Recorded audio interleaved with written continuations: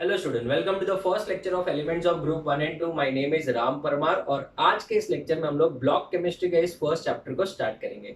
अगर हम बात करें एलिमेंट्स ऑफ ग्रुप 1 एंड 2 की, तो यहाँ पे बेसिकली हमको दो टॉपिक्स डिस्कस करने हैं। One is hydrogen and second is S block elements. अगर हम बात करें इस चैप्टर की college examination point of view या फिर board examination point of view, तो हमको इसको कंप्लीट करने के लिए 4 लेक्चर्स लगेंगे, जिसमें से फर्स्ट आज का लेक्चर हम लोग हाइड्रोजन कंप्लीट करेंगे एंड नेक्स्ट रिमेनिंग 3 लेक्चर्स में हम लोग एस ब्लॉक एलिमेंट्स वाला पार्ट कंप्लीट करेंगे। सो let us start with the lecture. अगर हम बात करें एलिमेंट्स ऑफ ग्रुप 1 एंड 2, इसके अंदर हमको दो टॉपिक डिस्कस करने हैं students. One is hydrogen and second is S block elements.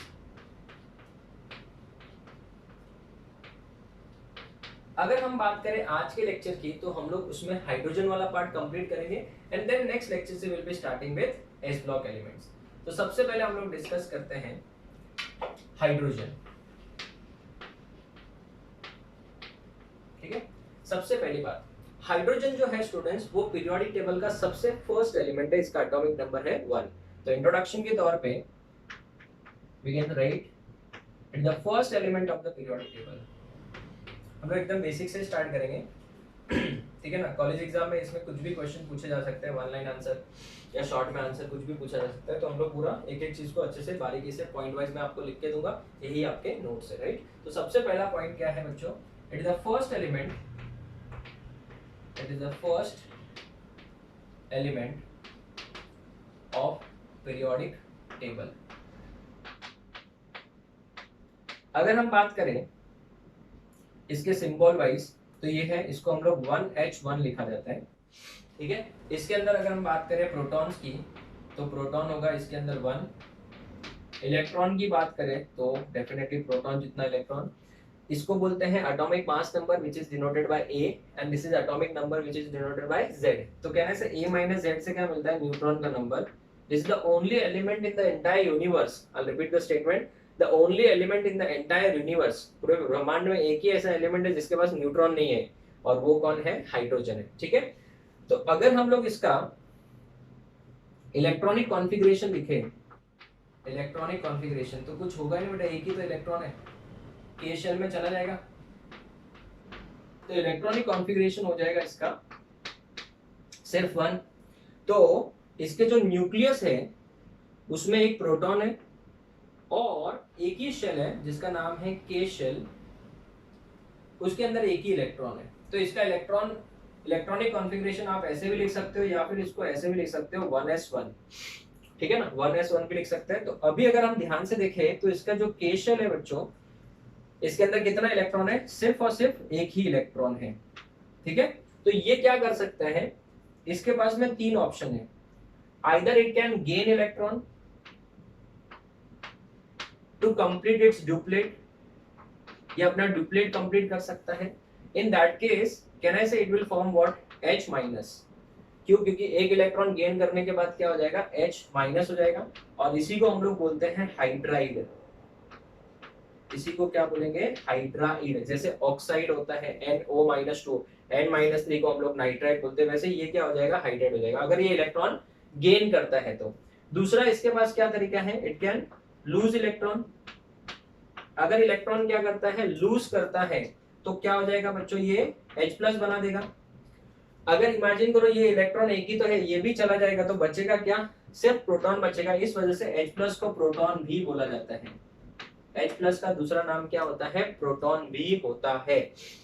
तीसरा अगर हम बात करें, it can share electron, it can share electron, और शेयर करेगा तो बेटा वो हमेशा कौन सा बॉन्ड बनाएगा, कोवैलेंट बॉन्ड बनाएगा। कौन सा बॉन्ड बनाएगा, कोवैलेंट बॉन्ड बनाएगा। तो students, it is the first element of the periodic table. मेरे साथ रिवाइज करके याद करने की कोशिश करिए। इसका सिंबॉलिक रिप्रेजेंटेशन है 1H1, proton number 1, electron number 1, neutron number 0, the only element in the universe which has no neutrons. अगर हम बात करें इसके इलेक्ट्रॉनिक कॉन्फ़िगरेशन को, इसको तो सिंगल हम लोग एक ब्रैकेट में 1 लिख सकते हैं या फिर 1s1 लिख सकते हैं। ठीक है, दूसरी बात, it can undergo gain of electron, loss of electron, और it can share its electron. अगर वो शेयर करेगा तो कोवैलेंट बॉन्ड बनेगा, गेन या लूज करेगा तो वो क्या बनाएगा, आयोनिक बॉन्ड बनेगा। नाउ अगर हम बात करें ऑकरेंस की, नेचर में जो है हाइड्रोजन जो है वो कैसे कैसे ऑकर कर सकता है। तो स्टूडेंट्स ऑकरेंस वाइज अगर हम देखने जाए तो वो फ्री स्टेट में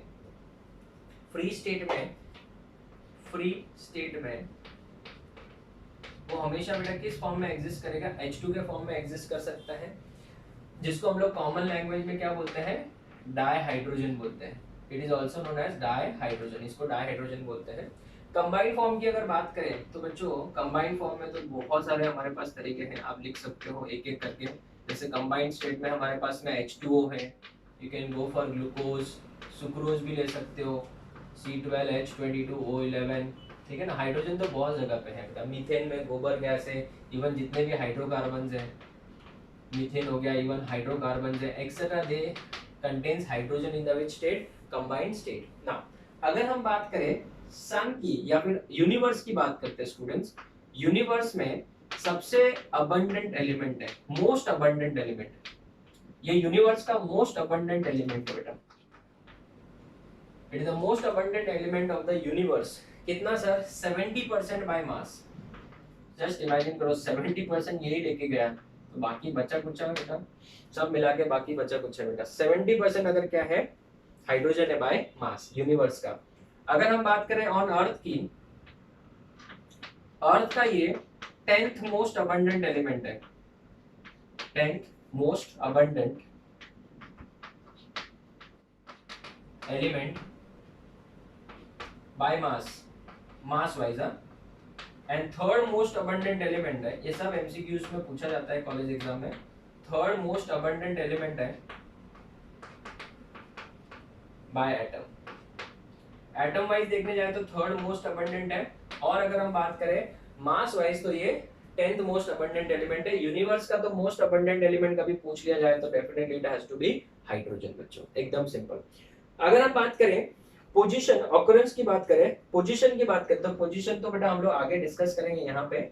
उसके पहले हम लोग डिस्कस करते हैं आइसोटोप्स के बारे में। Isotopes, what are basically isotopes, ठीक है ना, हमने स्ट्रक्चर ऑफ एटम में भी पढ़ा है isotopes, isobars and all that. Isotopes का मतलब क्या होता है, they are the different atoms of same element, element same होगा, different atoms of same element having same dash but different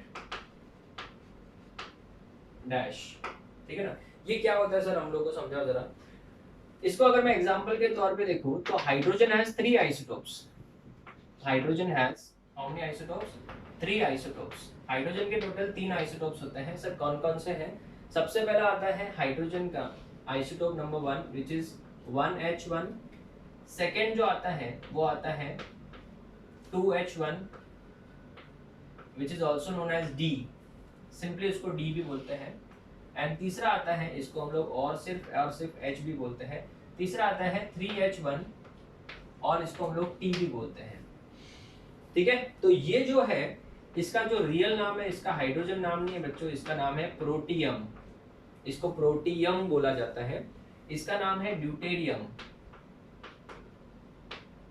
ठीक है, और इसका नाम जो है वो है ट्रीटियम,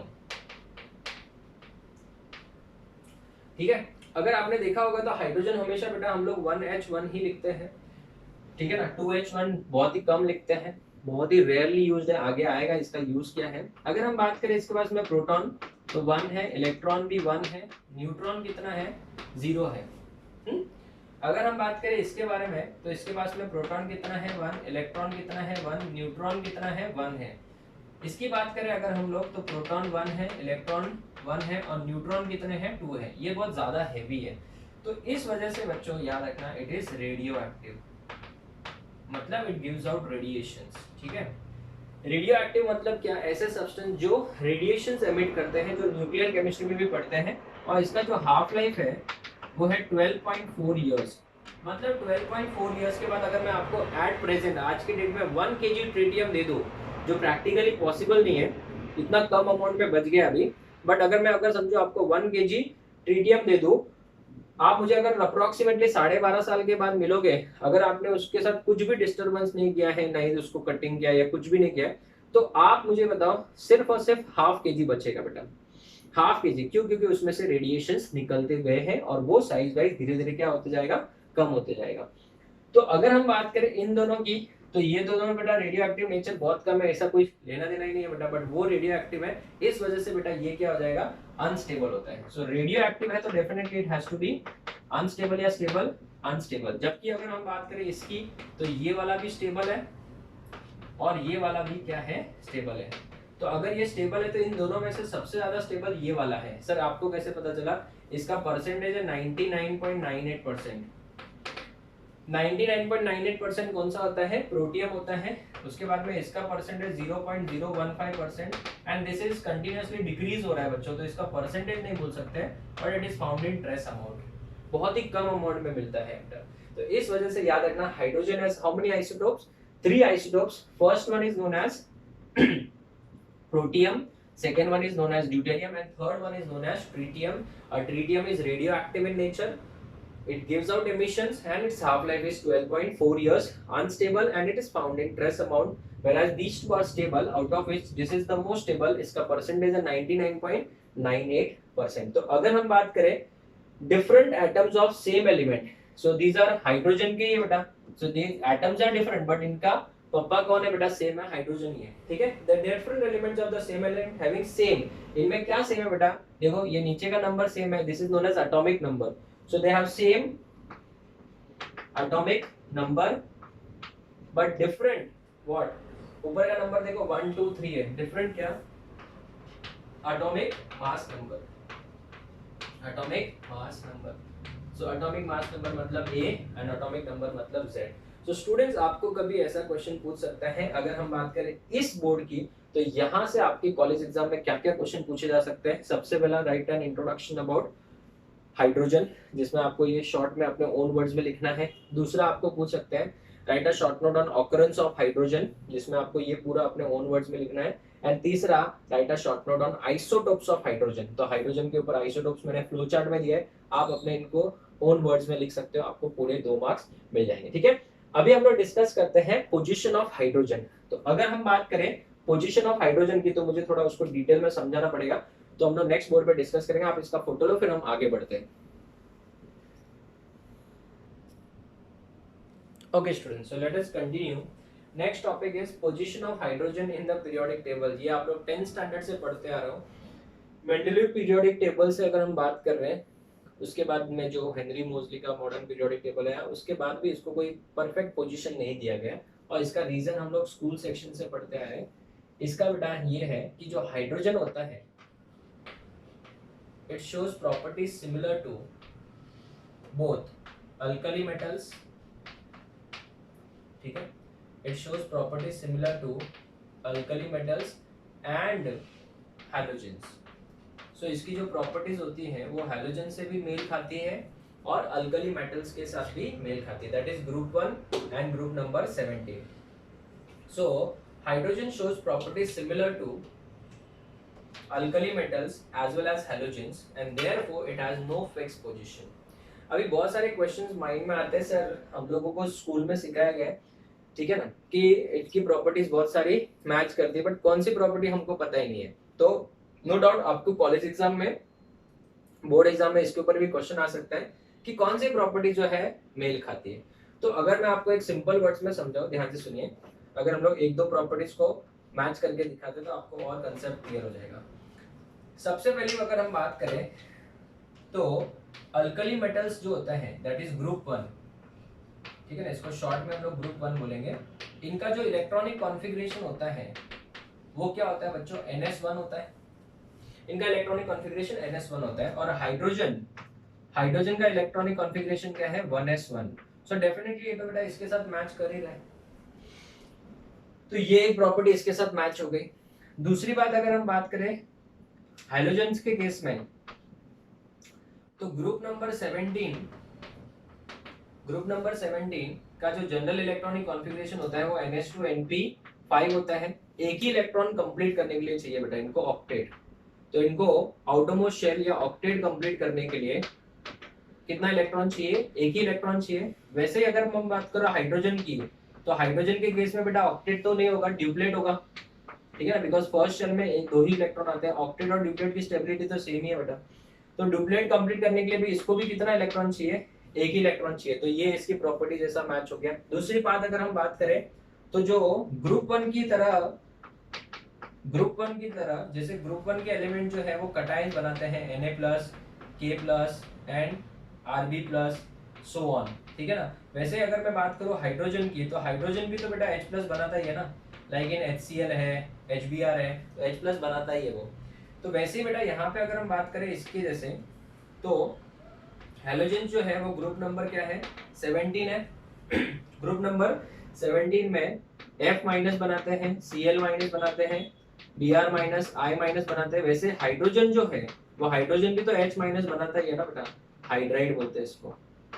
तो ये भी प्रॉपर्टी क्या हो गई बच्चों, सिमिलर हो गई। तीसरी अगर हम बात करें और एक प्रॉपर्टी की, ठीक है, हाइड्रोजन जो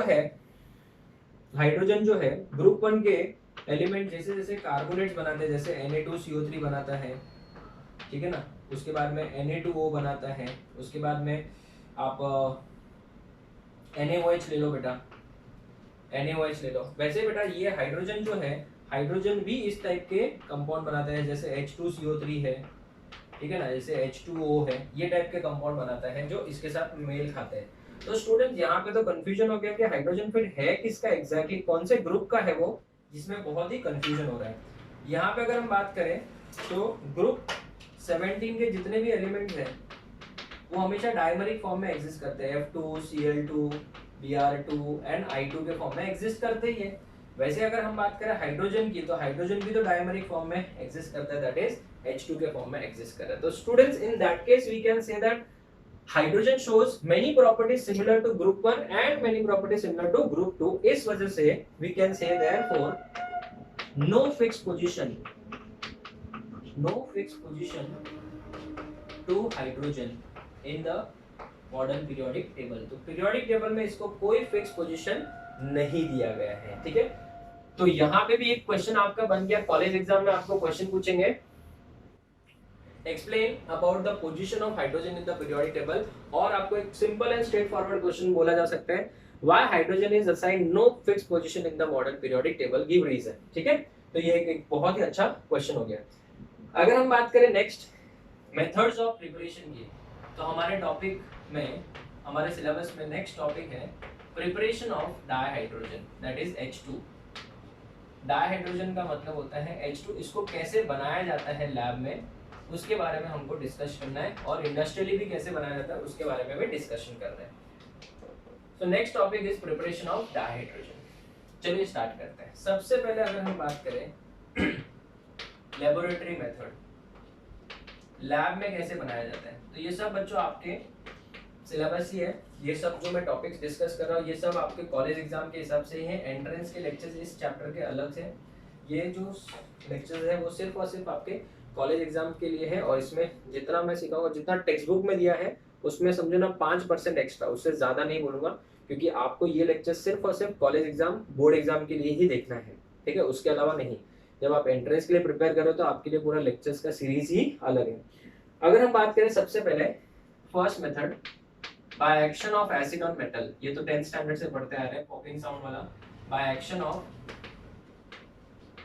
एसिड ऑन मेटल्स, मेटल्स के ऊपर एसिड का रिएक्शन। तो अगर हम बात करें Zn+2HCl, ठीक है ना, Zn+2HCl इट गिव्स, ये 10th स्टैंडर्ड में पढ़ते हैं आप लोग, ठीक है। इससे हमको मिलेगा ZnCl2 प्लस H2 गैस, और ये H2 गैस जो है बेटा it produces a pop sound when a burning matchstick is brought near the mouth of the test tube, ये आपने पढ़ा होगा।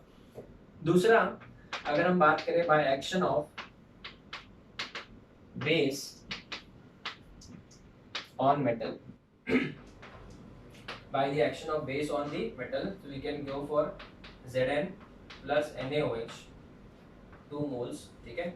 Zn plus NaOH के 2 moles will again give you H2 gas, और यहाँ पे जो सॉल्ट बनेगा Na2ZnO2 बनेगा, प्लस सोडियम जिंकेट बोलते हैं इसको, प्लस कौन सा गैस मिलेगा, H2 गैस मिल जाएगा। ठीक है, so this is the formation और laboratory preparation of what, H2 that is dihydrogen. ना अगर हम बात करें इंडस्ट्रियल मेथड की, ठीक है, ये तो स्मॉलर स्केल पे लैब के लिए जितना चाहिए उतना बना लेंगे।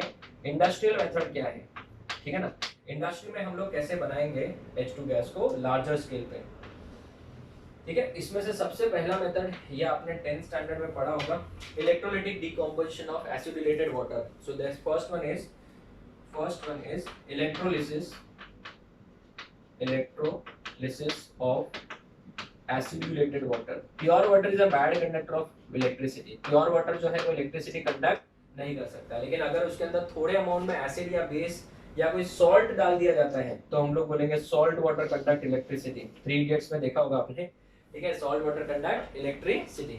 तो अगर हम बात करें एसिडुलेटेड वाटर, प्योर वाटर जो होता है it is a bad conductor of electricity. ठीक है, तो अगर हमारे पास में 2H2O लिक्विड है और ये वाटर में थोड़ा सा हमने एसिड डाला हुआ है, इस वजह से इसको बोलते हैं acidulated water, because pure water is a bad conductor of electricity. इस वाटर में से अगर हम इलेक्ट्रिसिटी पास करते हैं then it will undergo electrolytic decomposition। electrolytic decomposition मतलब इलेक्ट्रिसिटी की मदद से हमने इसको ब्रेक किया है, तो इलेक्ट्रोलाइटिक डिकम्पोजिशन होके हमको मिलेगा H2 gas plus O2 gas, और ये जो H2 गैस मिलेगा वो मिलेगा हमको कैथोड पे, और जो O2 गैस मिलेगा वो कहाँ मिलेगा हमको, एनोड पे। ठीक है, तो टेक्स्ट बुक में तो बस इतना सा ही दिया हुआ है, बट मैं आपको इसको थोड़ा सा डिटेल में एक्सप्लेन करूंगा कि ये रिएक्शन होते कैसी है। ठीक है, सो let us go for the explanation. अगर हम बात करें इलेक्ट्रोलाइटिक सेल की, ये जो मैं अभी सिखा रहा हूँ आपको कॉलेज एग्जाम में ड्रॉ करने की या लिखने की जरूरत नहीं है, this is only for the understanding purpose. हम लोग खाली समझने के लिए इसको डिस्कस कर रहे हैं ताकि आपको कंसेप्ट वाइज क्लियर हो जाए। समझो हमारे पास में इलेक्ट्रोलाइटिक सेल है और हमारे पास में 2 इलेक्ट्रोड्स है, one is cathode and second is anode, और इसके अंदर हमने एसिडुलेटेड वाटर ले लिया।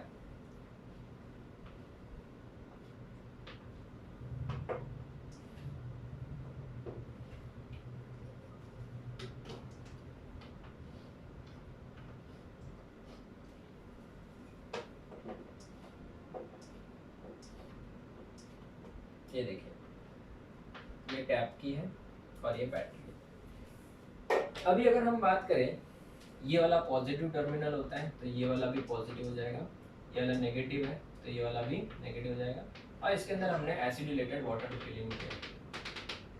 ठीक है, ये वाटर हो गया। ठीक है, नाउ स्टूडेंट्स, एक गुरु मंत्र आप सबको याद रखना है जो मैंने आपको रेडॉक्स में भी बताया था, AOCR। A stands for anode, O stands for oxidation, anode पे हमेशा ऑक्सीडेशन होता है, C का मतलब होता है कैथोड, और R का मतलब होता है रिडक्शन। सो कैथोड पे क्या होगा बच्चों, रिडक्शन होगा। सो अगर हम बात करें इसके अंदर एसिडुलेटेड वाटर है, ठीक है, तो इसका इलेक्ट्रोलिसिस कैसे होगा वो देखते हैं। तो सबसे पहले हम लोग बात करेंगे एट कैथोड। कैथोड पे क्या होता है, कैथोड पे होता है रिडक्शन, मतलब गेन ऑफ इलेक्ट्रॉन। क्या होता है, गेन ऑफ इलेक्ट्रॉन। ना अगर हम बात करें हमारे पास में वाटर है, क्या मैं वाटर को HOH लिख सकता हूँ? Yes definitely. तो अगर मैं वाटर को HOH लिख सकता हूँ तो क्या मैं इसको समझाने के लिए H plus and OH minus लिख सकता हूँ? यस। गेन ऑफ इलेक्ट्रॉन कौन करेगा? जिसको इलेक्ट्रॉन डेफिशिएंट है। इन दोनों में से इलेक्ट्रॉन डेफिशिएंट कौन है बच्चों? सिर्फ और सिर्फ H प्लस ही इलेक्ट्रॉन डेफिशिएंट है। तो ये क्या करेगा, ये जो है एक इलेक्ट्रॉन गेन करके किसमें कन्वर्ट हो जाएगा, H में। इलेक्ट्रॉन डेफिशिएंसी थी वो खत्म हो गई, और ये जो पार्ट बच जाएगा वो OH माइनस बच जाएगा। लेकिन बच्चों आपने स्कूल सेक्शन से पढ़ा होगा, नेसेंट हाइड्रोजन जो होता है वो तो हाईली अनस्टेबल होता है। तो कहने से अगर मेरे पास में एक और ऐसा वाटर होगा, तो एक और वाटर होगा तो एक और इलेक्ट्रॉन गेन करके एक और नेसेंट हाइड्रोजन बनेगा, और यहाँ पे एक और OH माइनस बन जाएगा। तो आप मुझे ये बताइए, ये वाला नेसेंट हाइड्रोजन और ये वाला नेसेंट हाइड्रोजन मिलके क्या बनाएगा? सर वो बनाएंगे H2। तो आप मुझे ना लेफ्ट हैंड साइड में कितने वाटर, ये कितने वाटर है? 2 है ना। सो 2 वाटर प्लस कितने इलेक्ट्रॉन है? 2 इलेक्ट्रॉन। ठीक है, ये तो सिर्फ समझाने के लिए था, एग्जाम में ऐसा नहीं लिखना है। H और H मिलके क्या बना देंगे? H2 बना देंगे, और ये OH माइनस और ये OH माइनस मिलके कितने OH माइनस?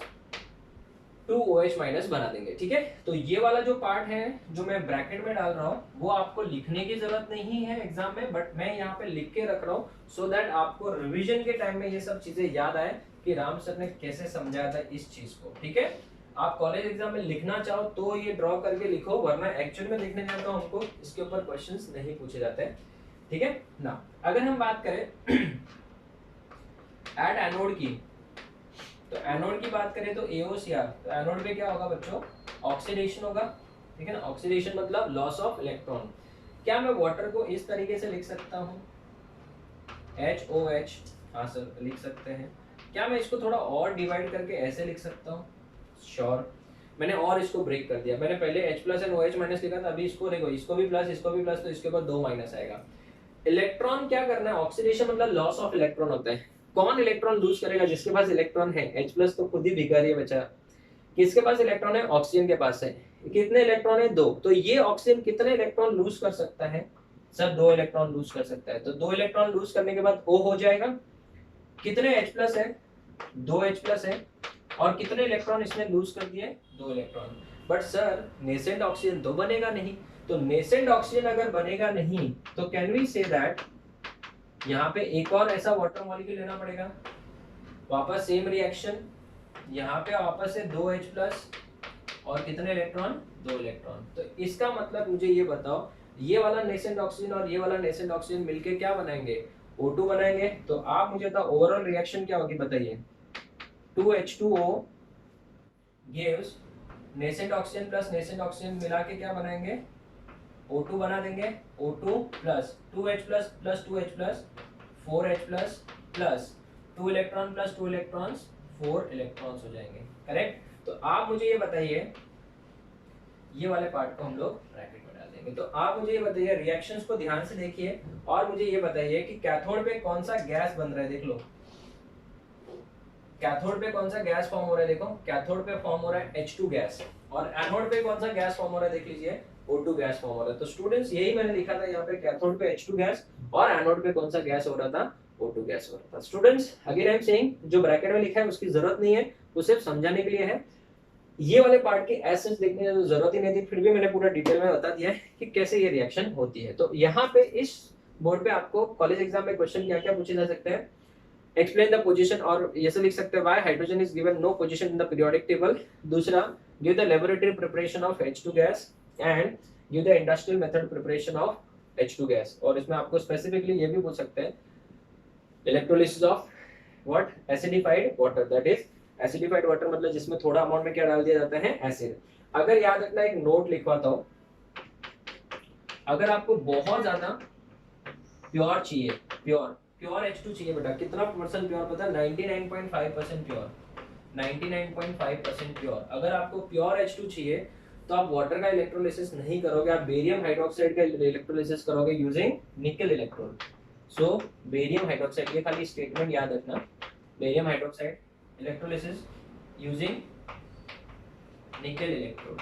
निकल इलेक्ट्रोड को यूज करके अगर आप बेरियम हाइड्रोक्साइड का इलेक्ट्रोलिसिस करते हो, इलेक्ट्रोलिसिस ऑफ किसका, बेरियम हाइड्रोक्साइड यूजिंग निकल इलेक्ट्रोड, तो आपको 99.5% प्योर क्या मिलेगा, H2 गैस मिलेगा। ठीक है, चलो कमर्शियल मेथड में और इंडस्ट्रियल मेथड में एक और मेथड है, वो हम लोग डिस्कस करेंगे। आप इसका फोटो लो फिर आगे बढ़ते हैं। Okay students, so let us continue the second method of preparation of H2, that is industrial method is from carbon and hydrocarbon। ये 3 स्टेप्स में होती है। सबसे पहला जो स्टेप होता है उसमें हम लोग कार्बन या हाइड्रोकार्बन को कंबस्ट करेंगे, राइट ना, और उसको रिएक्ट करवाएंगे किसके साथ, स्टीम के साथ at a very high temperature. तो स्टेप नंबर 1, ये थोड़ा इंपॉर्टेंट है, आप लोग प्लीज इसको समझ के लीजिएगा। स्टेप नंबर 1 में कार्बन भी यूज कर सकते हैं और हाइड्रोकार्बन भी यूज कर सकते हैं। अगर समझ लो मैंने एग्जांपल के तौर पर हाइड्रोकार्बन लिया CH4, अगर मैंने इसका रिएक्शन करवाया, वाटर नहीं बोलना, इसको स्टीम बोलना, वेरी हाई टेम्परेचर, बहुत ही ज्यादा, approximately 1270 kelvin, very high temperature. इस हाई टेम्परेचर पे हमको मिलेगा CO प्लस 3H2। ये दोनों के दोनों क्या है बच्चों, गैसेस ही है। दोनों के दोनों क्या है बेटा, गैसेस है। अभी इसमें प्रॉब्लम ये है कि दोनों के दोनों गैसेस है, दोनों को सेपरेट करना थोड़ा डिफिकल्ट है बच्चों। सर सेपरेट करना डिफिकल्ट है तो क्या कर सकते हैं हम लोग, अभी सीओ को सर, सीओ क्या है, एक न्यूट्रल ऑक्साइड है बेटा, तो वो किसी एसिड के साथ या बेस के साथ भी रिएक्ट नहीं करेगा, तो इसको रिमूव करना थोड़ा सा डिफिकल्ट हो जाता है। और इन दोनों गैसेस के जो मिक्सचर को हम लोग बोलते हैं वाटर गैस, इसी को हम लोग क्या बोलते हैं, वाटर गैस, और it is also known as syn gas. Sir इसको सिन गैस क्यों बोला जाता है, because it is use in the synthesis of many compounds, like methanol को बनाने में बहुत ज्यादा यूज होता है, so it is use in the synthesis of, it is used in the synthesis of methanol, और इस वजह से इसको सिन गैस भी बोला जाता है और इसको वाटर गैस भी बोला जाता है ना। अगर हम लोग इसकी जगह पे ये ना करके रिएक्शन में सिर्फ कार्बन यूज करें और उसका रिएक्शन करवाए स्टीम के साथ, उसका रिएक्शन करवाए स्टीम के साथ, ठीक है ना, at the same temperature 1270 kelvin, very high temperature, then also we will get the same mixture CO plus क्या H2। this is the step number 1। अभी यहाँ पे गड़बड़ ये हो रही है बच्चों कि हमारे पास में यहाँ पे कार्बन मोनोऑक्साइड मिल रहा है जो कि एक न्यूट्रल ऑक्साइड है, जिसको सेपरेट करना बहुत डिफिकल्ट है, बिकॉज ये ना तो एसिड के साथ और ना ही किसी बेस के साथ रिएक्ट करने वाला है। तो हम क्या करेंगे, सेकेंड स्टेप में इस CO को कन्वर्ट करेंगे CO2 में। सर वो कैसे, तो सुनो, इसमें हम लोग करेंगे स्टेप नंबर 2। स्टेप नंबर 2 में हम लोग लिखेंगे, इसको बोलते हैं वाटर गैस शिफ्ट रिएक्शन, क्योंकि हम लोग इसको शिफ्ट करेंगे CO2 की तरफ। So water gas shift reaction में हम लोग क्या करेंगे, CO का रिएक्शन करवाएंगे H2O के साथ, वापस से ये बेटा कौन से फॉर्म में होगा, स्टीम। बट अभी हमको एक कैटलिस्ट यूज करना पड़ेगा, बिकॉज ये न्यूट्रल ऑक्साइड है तो बहुत ही कम रिएक्टिव होगा। तो यहाँ पे हम लोग यूज करेंगे आयन क्रोमेट, Fe क्रोमेट, ये कैटलिस्ट है और टेम्परेचर अप्रोक्सीमेटली कितना है 673, ये सब याद रखना पड़ता है आपको कॉलेज एग्जाम के लिए। So step number 2 is known as water gas shift reaction, जिसमें हम लोग क्या करेंगे, CO को कन्वर्ट कर देंगे किसमें बच्चों, CO2 में। और CO2 क्या है, एक एसिडिक ऑक्साइड है, और इसको अभी हमको सेपरेट करना बहुत ईजी हो जाएगा। तो स्टेप नंबर 3 में हम लोग क्या करेंगे, स्टेप नंबर 3 में हम लोग यूज करेंगे बेटा कोई ना कोई बेस, क्यों, क्योंकि ये क्या है बेटा, एसिडिक ऑक्साइड है। सो स्टेप नंबर 3 में हम लोग क्या करोगे, CO2 is removed by scrubbing with sodium arsenate solution। CO2 is removed by scrubbing with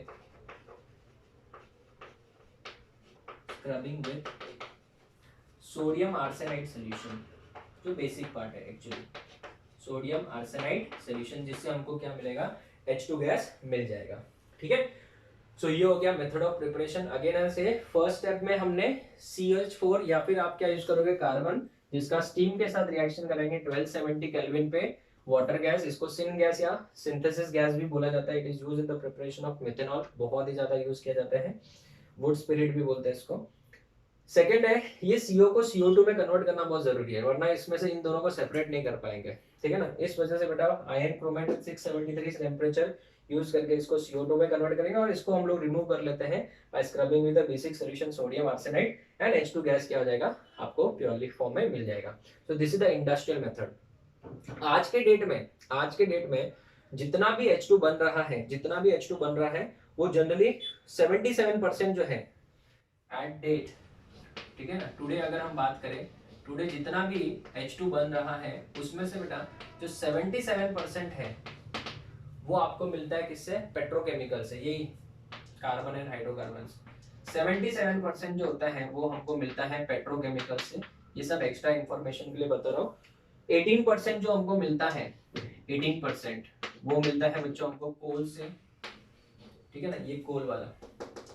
उसके बाद में 4% from electrolytic method, 4% by electrolytic method, and जो रिमेनिंग पार्ट है वो बेटा अदर मेथड से मिलता है, जो हमने पहले पढ़ा है, जैसे ZnN HCl Zn plus H2O है। 1% जो रिमेनिंग 1% है, that is by other methods, ठीक है। So this is the production of H2 in the world wide में जितना भी H2 आज के डेट में बन रहा है उसका 77% तो पेट्रोकेमिकल से ही बनता है। उसके बाद अगर हम बात करते हैं, इतना ही प्रिपरेशन पार्ट था हमारे सिलेबस में कॉलेज एग्जाम के हिसाब से। अगर हम बात करें प्रॉपर्टीज में तो दो टाइप्स की प्रॉपर्टीज होंगे, एक होगा केमिकल प्रॉपर्टीज और एक होगा फिजिकल प्रॉपर्टीज। तो सबसे पहले अगर हम बात करें फिजिकल प्रॉपर्टीज की, तो सबसे पहली बात तो ये CTO है। सर ये CTO क्या है? शॉर्ट लर्निंग कोड है।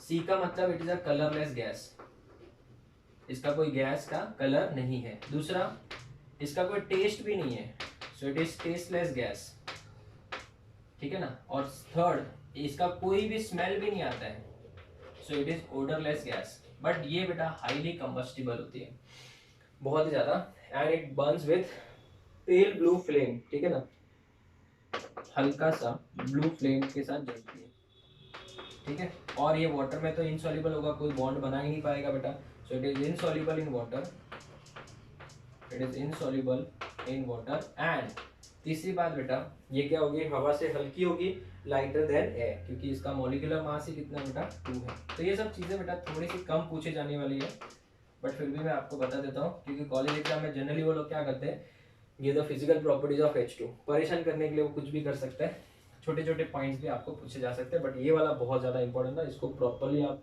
लिख के 1-2 बार प्रैक्टिस कर लेना, ठीक है। सो इसके बाद हमारा स्टार्ट होता है केमिकल प्रॉपर्टीज ऑफ डाइहाइड्रोजन, और उसके बाद हम लोग को आता है यूजेस ऑफ डाइहाइड्रोजन, जो कि बहुत छोटा है। तो अभी मेन जो टॉपिक है वो है केमिकल प्रॉपर्टीज ऑफ डाइहाइड्रोजन, वो एक बार खत्म हो जाएगा तो फिर इस हाइड्रोजन टॉपिक में कुछ नहीं बचेगा, ठीक है। तो आप इसका फोटो लो, फिर हम आगे बढ़ते हैं। Okay students, so let us move to the next one, chemical properties of H2, right? बहुत ही easy topic है और बहुत important है। अगर हम बात करें केमिकल प्रॉपर्टीज ऑफ H2 की, तो H2 का रिएक्शन सबसे पहले हम लोग बात करेंगे एक्टिव मेटल्स के साथ, जो बहुत ही ज्यादा रिएक्टिव होते हैं एक्टिव मेटल्स के साथ। अगर हम बात करें एक्टिव मेटल्स में, तो we can go for sodium, potassium, rubidium, ये सब, ठीक है ना। ग्रुप 2 में भी हम लोग मैग्नीशियम है, कैल्शियम है, ये सब ले सकते हैं, बेरियम है। तो जैसे सोडियम है, कैल्शियम है, बेरियम है, स्ट्रोंशियम है, इन सब के साथ वो बेटा अपना हाइड्राइड बनाता है, ठीक है ना, आयोनिक कंपाउंड है। तो ये बन जाएगा आपका NaH, इसको हम लोग बोलेंगे सोडियम हाइड्राइड। अगर हम बात करें इस कंपाउंड की, तो ये वाला पार्ट प्लस हो जाएगा और ये वाला जो पार्ट है वो माइनस है, इसको बोलते हैं सोडियम हाइड्राइड। ये अच्छा आपको H- डोनर है बेटा, जब भी आपको H- चाहिए तो आप इससे ले सकते हो। दूसरा एक और कंपाउंड, जैसे अगर मैं बेरियम, ये ग्रुप 2 की बात करूं, तो कैल्शियम हाइड्राइड बन सकता है, इसको कैल्शियम क्या बोलेंगे, हाइड्राइड। ये बहुत ही काम का कंपाउंड है, आगे हमको काम आएगा। इसको हाइड्रोलिथ भी बोलते हैं, कैल्शियम क्या बोलते हैं, इसको हाइड्राइड बोलते हैं। तो ये ग्रुप 1 का है, ये ग्रुप 2 का है। बेरियम का होगा तो BaH2, स्ट्रोंशियम का होगा तो SrH2 बन जाएगा, ठीक है। अगर हम बात करें रिएक्शन ऑफ विद ऑक्सीजन की, H2 और ऑक्सीजन की, तो नॉर्मल टेम्परेचर प्रेशर पे तो नहीं होगा, लेकिन अगर आपने कैटलिस्ट यूज कर दिया तो ये रिएक्शन ब्लास्ट कर जाएगी बेटा, ब्लास्ट हो जाएगा और बन जाएगा तुरंत H2O। ये रिएक्शन जो है, ये रिएक्शन हाईली एक्सोथर्मिक रिएक्शन है, इसमें बहुत ज्यादा अमाउंट में हीट इवॉल्व होता है। और मैं आपको पहले बोल चुका यहाँ पे, अगर मेरे पास में समझो, एक जस्ट इमेजिन करो, एक इंटरेस्टिंग पॉइंट बताता हूँ। जस्ट इमेजिन करो मेरे पास में एक कांच का बॉटल है, कांच के बॉटल में मैंने हाइड्रोजन और ऑक्सीजन गैस को मिक्स करके ढक्कन लगा के रख दिया, 2-3 साल तक कुछ नहीं होने वाला है। आप सोचोगे पानी मिलेगा, कुछ नहीं होने वाला है। लेकिन अगर मैं उसके अंदर प्लैटिनम का छोटा सा टुकड़ा डाल दूं, प्लैटिनम का जैसे ही टुकड़ा डालूंगा वो ब्लास्ट हो जाएगा और कांच का बॉटल ऑन द स्पॉट टूट जाएगा। इतना क्विक रिएक्शन होता है एंड इतना ज्यादा हीट इसमें क्या होता है, इवॉल्व होता है। तो इस वजह से ये रिएक्शन क्या हो जाएगी, हाईली एक्सोथर्मिक हो जाएगी ना। अगर हम बात करें बच्चों रिएक्शन विद हैलोजन की H2 के साथ, तो ये आपको बना के देगा HX। मतलब ये HX क्या क्या हो सकता है, HF हो सकता है, HCl हो सकता है, HBr हो सकता है, HI हो सकता है, ये सब दैट इज हाइड्रोजन हैलाइड बोलेंगे, ठीक है ना। तो अगर हम बात करें H2 प्लस F2 की रिएक्शन, तो ये तो बेटा डार्क में करानी पड़ेगी।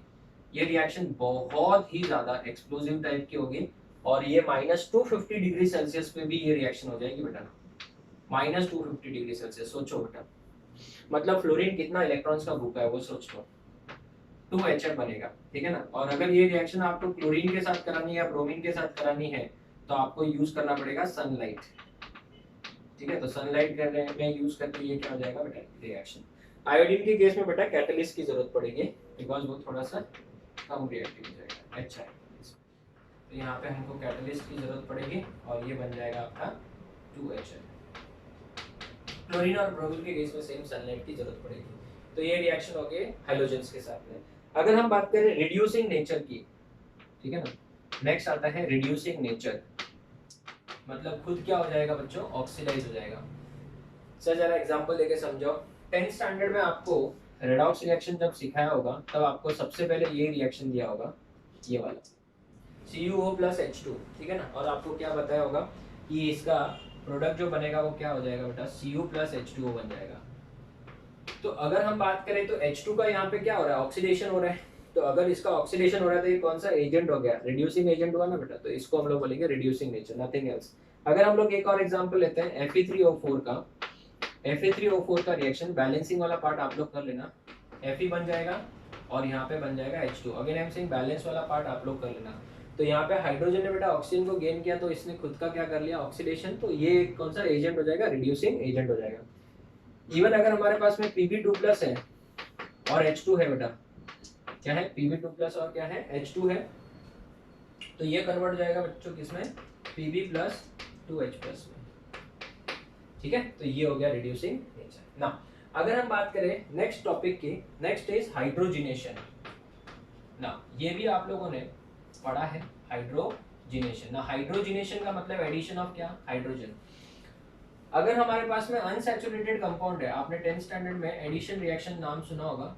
अगर मेरे पास में अनसैचुरेटेड कंपाउंड है, या तो अल्केन या फिर अल्कीन, तो यहाँ पे अगर इन दोनों की रिएक्शन करवा दी जाए निकल के प्रेजेंस में, ठीक है ना, ये एक अनसैचुरेटेड कंपाउंड है, तो ये वाला जो बॉन्ड है, ये वाला बॉन्ड टूट जाएगा, और जब ये बॉन्ड टूट जाएगा तो दोनों कार्बन को एक एक वैलेंसी क्या हो जाएगी बच्चों, फ्री हो जाएगी ऐसे। और हमारे पास में कितने H है बच्चों, 2H है, तो 2H है तो एक H यहाँ पे आ जाएगा और एक H यहाँ पे आ जाएगा, तो ये हो जाएगा सैचुरेटेड कंपाउंड। और इसी रिएक्शन को बेटा हम लोग क्या बोलते हैं, हाइड्रोजिनेशन। ना इस रिएक्शन का बेटा बहुत ज्यादा यूज होता है जो ऑयल या फैट्स होता है, ऑयल होता है ना, ऑयल जिससे हम लोग बोलते हैं ना डालडा घी बनाता है ना, ये इसी मेथड से बनाया जाता है बेटा। तो बट उसमें जो ऑयल यूज किया जाता है वो अच्छा नहीं होता है, इस वजह से हम लोग उसको खाने के लिए यूज नहीं कर सकते। बट अगर हम बात करें घी जो होता है वो सैचुरेटेड फैट होता है, सैचुरेटेड, देखो ये सैचुरेटेड है। और अगर हम ऑयल की बात करें तो वो क्या होता है, अनसैचुरेटेड होता है। तो उसमें हम लोग यही प्रोसेस करके उसको किस में कन्वर्ट करते हैं, डालडा घी या फिर जो नॉर्मल घी होता है उसको। बट ये खाने के लिए अच्छा नहीं होता है, इसके लिए हम लोग ने, आपने देखा होगा जो गाय और भैंस का घी होता है वो हम लोग यूज करते हैं। ये जनरली हम लोग और कोई पर्पस के लिए यूज करते हैं, जैसे दिया बत्ती है उन सब में यूज करते हैं। चलिए नेक्स्ट, अगर हम बात करें रिएक्शन विद H2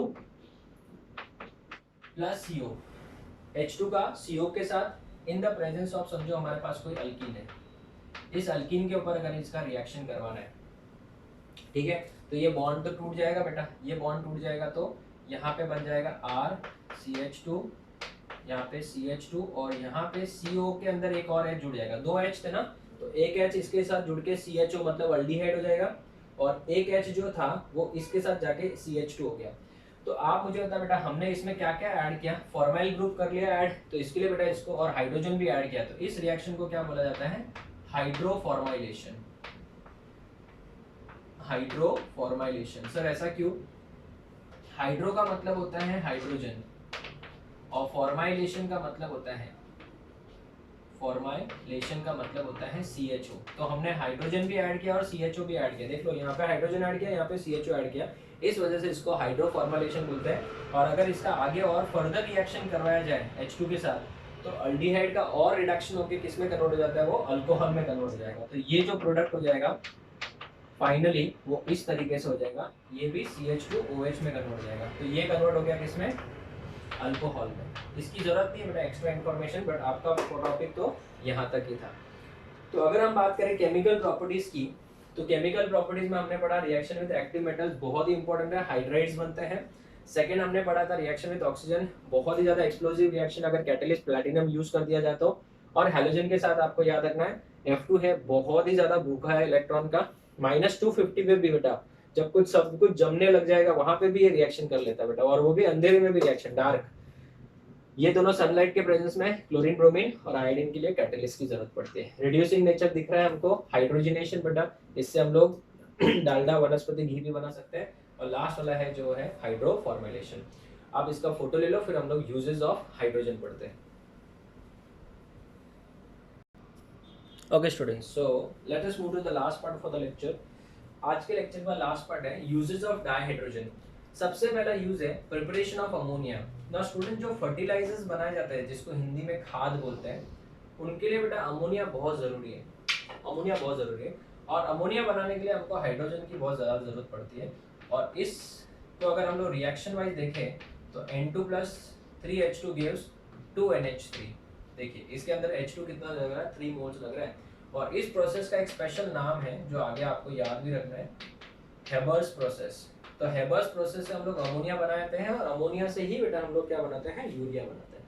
ठीक है, चलिए अगर हम बात करें प्रिपरेशन ऑफ घी, तो जो अनसैचुरेटेड ऑयल होते हैं, अनसैचुरेटेड कंपाउंड्स,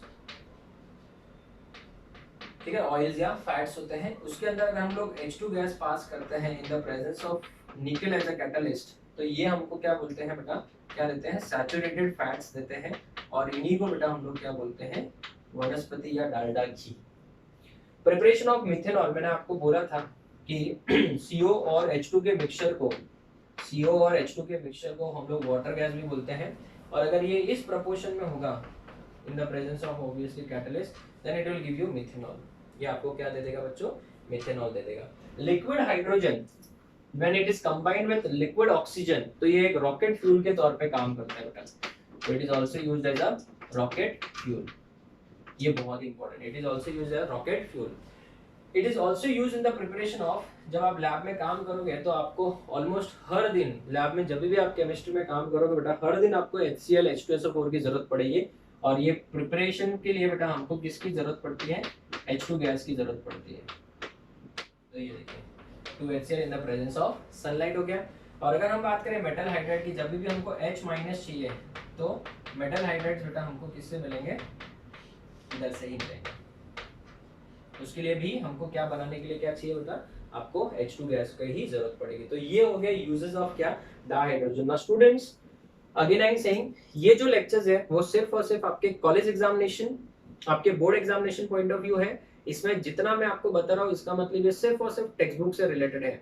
इसमें एक्स्ट्रा समझो, मैं जब बोल रहा हूँ तो 5% ऐड करूंगा, उससे ज्यादा नहीं, बिकॉज मैं नहीं चाहता आप इसमें ज्यादा टाइम वेस्ट करो, क्योंकि ये सिर्फ और सिर्फ आपके कॉलेज एग्जाम और बोर्ड एग्जाम के लिए है। जब आप एंट्रेंस के लिए प्रिपेयर करोगे तो वहां पे आपको डेफिनेटली हाइड्रोजन के लिए कम से कम 3 से 4 घंटे लग जाएंगे, सिर्फ हाइड्रोजन के लिए। यहाँ पे तो कुछ 45 मिनट्स में हमारा हाइड्रोजन ही खत्म हो गया, बट जब हम इसको एंट्रेंस पॉइंट ऑफ व्यू से पढ़ेंगे तो 3 से 4 घंटे तो हमको सिर्फ हाइड्रोजन ही पढ़ना है। तो student, this is the end of first part of elements of group 1 and 2। Elements of group 1 and 2 का फर्स्ट पार्ट कंप्लीट हो चुका है, दैट इज हाइड्रोजन।